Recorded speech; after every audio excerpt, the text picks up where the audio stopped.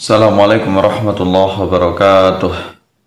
Alhamdulillahilladzi arsala rasulahu bil huda wa dinil haqq liyudhhirahu 'alad dini kullih wa kafa billahi shahida. Asyhadu an la ilaha illallah wahdahu la syarika lahu wa asyhadu anna Muhammadan abduhu wa rasuluh. Allahumma shalli ala sayyidina Muhammad wa ala ali sayyidina Muhammad. Para pemirsa, saudaraku semuanya, mudah-mudahan Anda selalu dalam lindungan Allah Subhanahu wa taala. Dimanapun Anda berada, mudah-mudahan segala aktivitasnya diberikan kelancaran, hidup kita penuh dengan keberkahan, kita semuanya selalu ditetapkan iman dan Islamnya.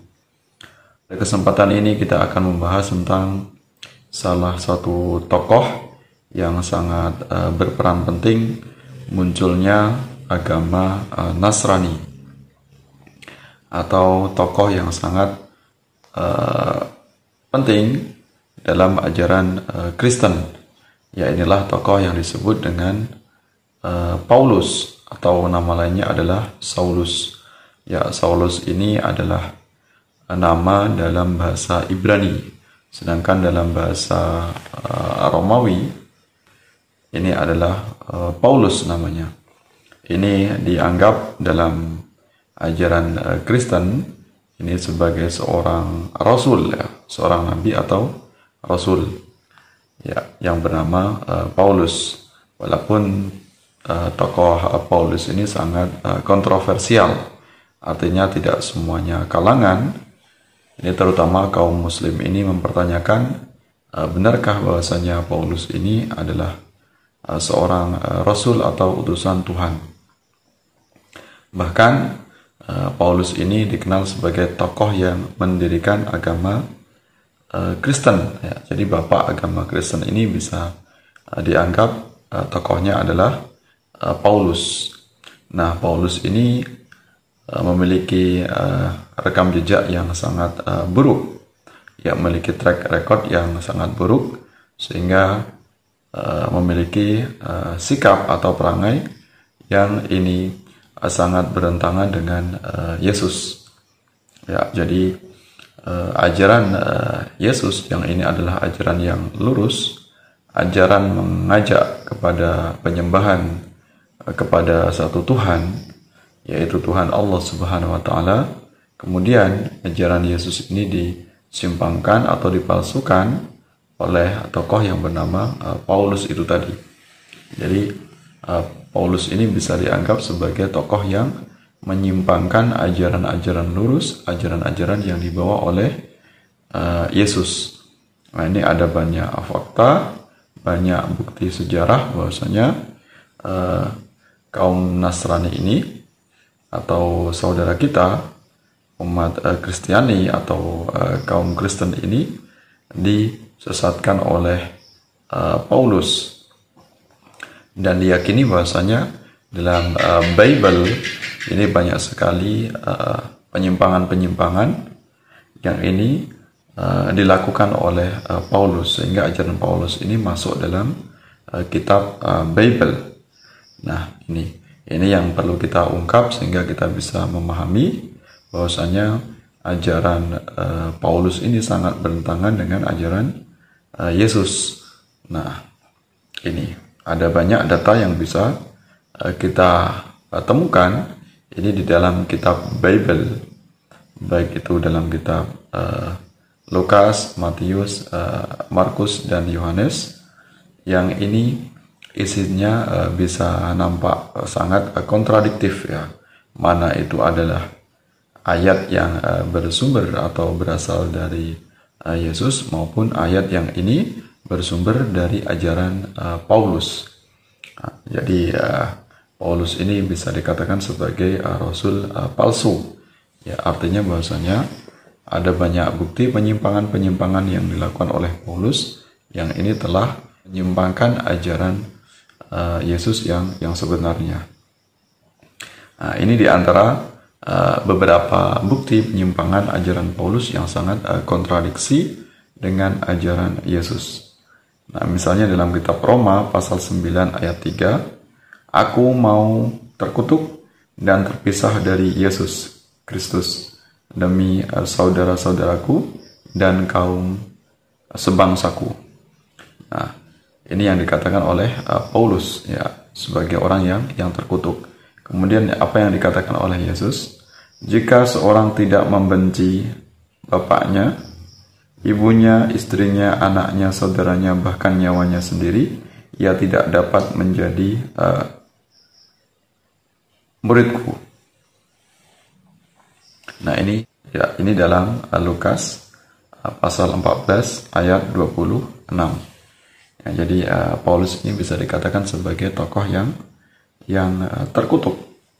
Kemudian apa yang disampaikan oleh Paulus? Paulus berkata, "Hai saudara-saudaraku, aku adalah orang Farisi, keturunan orang Farisi." Ini dalam kitab yaitu Kisah Para Rasul. Ya, pasal 23 ayat 6. Ini yang dikatakan Yesus yang bertentangan dengan ajaran Paulus. Waspadalah terhadap kemunafikan orang Farisi. Dalam Lukas pasal 12 ayat 1. Nah, ini jadi Yesus memberikan warning, peringatan bahwasanya orang Farisi ini yang bernama Paulus ini adalah orang yang munafik. Kemudian di antara ajaran Yesus ini yang bisa kita lihat dalam kitab Injil yang ini sudah dimanipulasi atau sudah disesatkan ajarannya oleh Paulus. Yesus tidak pernah meminta disembah atau dituhankan. Ya, ini ada dalam beberapa kitab atau beberapa pasal. Inilah hidup yang kekal itu, yaitu bahwa mereka mengenal Engkau, satu-satunya Allah yang benar, dan mengenal Yesus Kristus yang telah Engkau utus. Ya, ini bahasanya jelas Yesus ini hanyalah seorang rasul atau seorang utusan Tuhan. Ya, utusan dari Allah Subhanahu wa Ta'ala. Ini tertera dalam Yohanes 17 ayat 3, Yohanes 11 ayat 42, Yohanes 13 ayat 16 dan 20, dan Yohanes ayat 28. Nah, ini ajaran Paulus, Yesus adalah Tuhan. Jadi tokoh yang pertama kali menuhankan Yesus ini adalah Paulus ya. Sebab jika kamu mengaku dengan mulutmu bahwa Yesus adalah Tuhan dan percaya dalam hatimu bahwa Allah telah membangkitkan Dia dari antara orang mati, maka kamu akan diselamatkan. Ya, ini penyimpangan yang dilakukan oleh Paulus.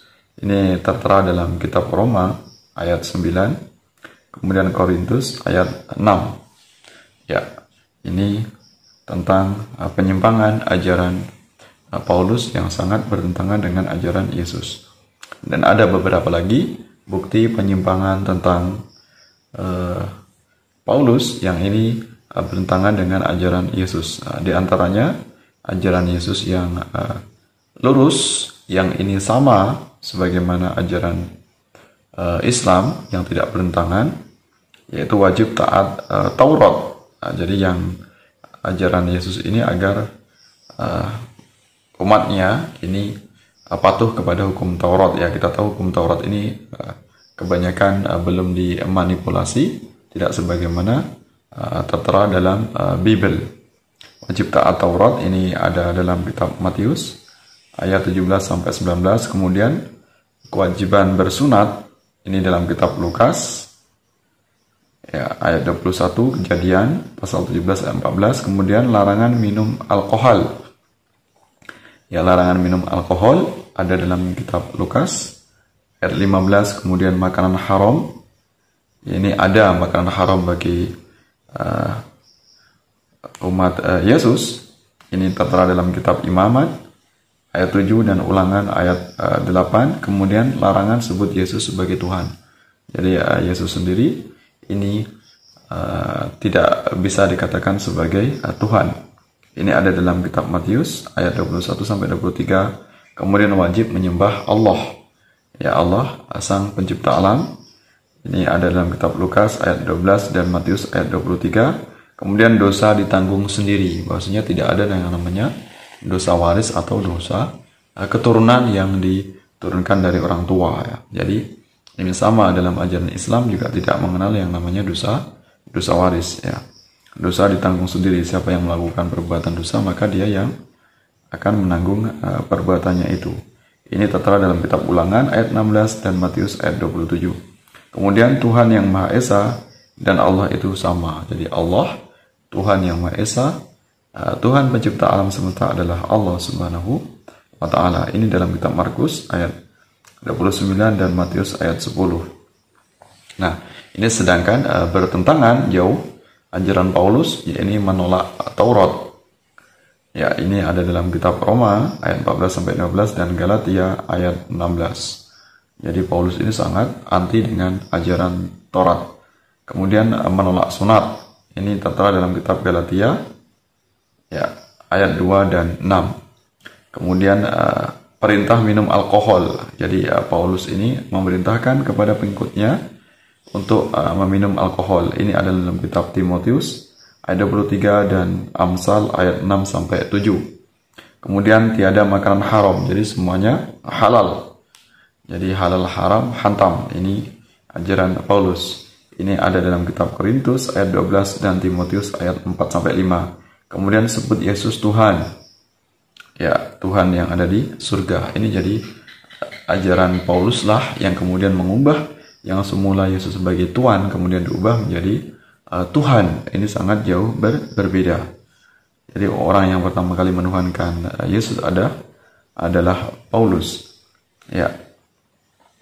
Ini tertera dalam kitab Markus ayat 16-18. Kemudian sembah Yesus sebagai Tuhan dalam kitab Roma ayat 9. Kemudian dosa ditanggung Yesus.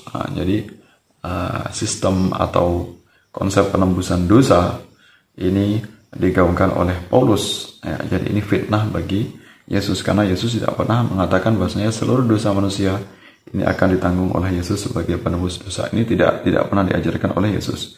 Ini ada dalam kitab Kolose ya, ayat 13-14. Ya, bahwasanya dosa ini dilimpahkan semuanya kepada Yesus. Nah, kemudian Tuhan, Bapa dan Allah itu berbeda. Nah, ini ingin menunjukkan konsep Trinitas. Ya. Jadi ajaran Trinitas ini ajaran murni dari ajaran Paulus. Ini ada dalam kitab Korintus ayat 6.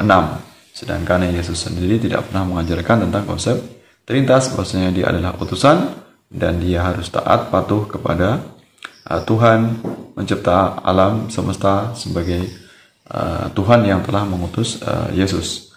Ya, mudah-mudahan ini memberikan manfaat untuk kita semuanya. Bagaimana kita tahu penyimpangan-penyimpangan yang dilakukan oleh Paulus. Ya, Paulus ini adalah orang Turki, ya,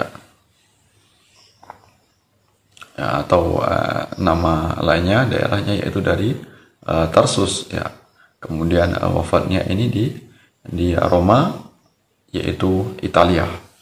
Nah, ini jadi kita bisa mengetahui bagaimana bukti penyimpangan-penyimpangan ajaran Yesus yang semula adalah ajaran lurus, kemudian seiring waktu disimpangkan oleh tokoh yang bernama yaitu Paulus. Jadi bisa dikatakan bahwasanya kaum Nasrani, saudara kita, ini telah disesatkan oleh tokoh yang bernama yaitu Paulus atau Saulus.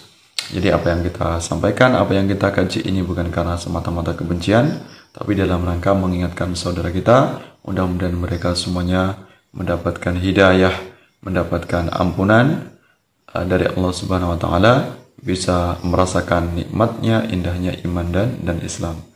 Mudah-mudahan bermanfaat. Mohon maaf atas segala kekurangan, segala khilaf. Sampai bertemu dalam kesempatan yang lain. Wallahu a'lam bishawab. Wallahu muwaffiq ila aqwamit thoriq. Wassalamualaikum warahmatullahi wabarakatuh.